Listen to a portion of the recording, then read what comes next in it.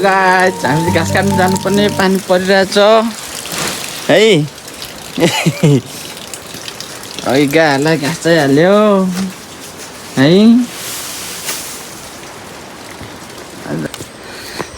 Day 1 गाउँको day 1 भयो र आज चाहिँ डे 1 घाँस कटाइ हुँदैछ है।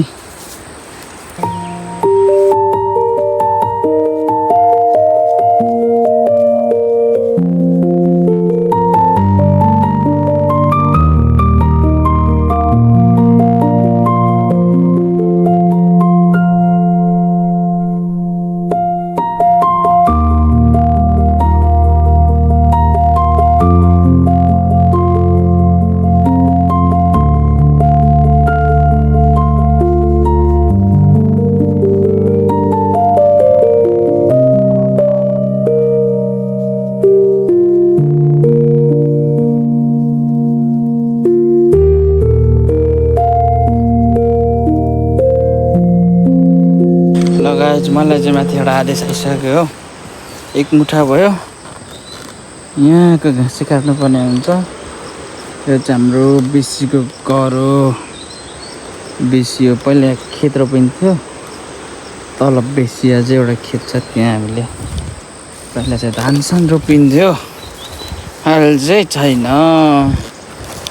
सरप्राइज भएको नि घाँस रहेछ यति 2-3 मुठा काट्यो भने मजाले भारी पुगिहाल्छ यति। यो अलैँची हो हाम्रो चाहिँ। अलैँची चाहिँ खासै चाहिँ फलेको छैन है। यहाँ खासै फलेको छैन रहेछ।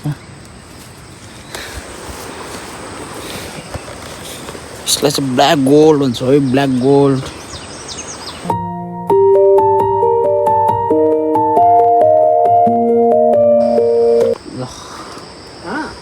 अलैँची भट्टी रेडी भयो।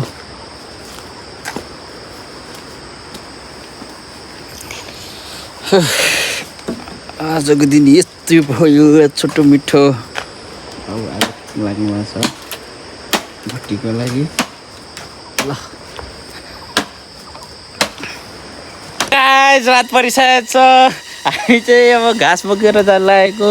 घाँसको बारी यति भएको छ। हामी फेरि भेटौँला।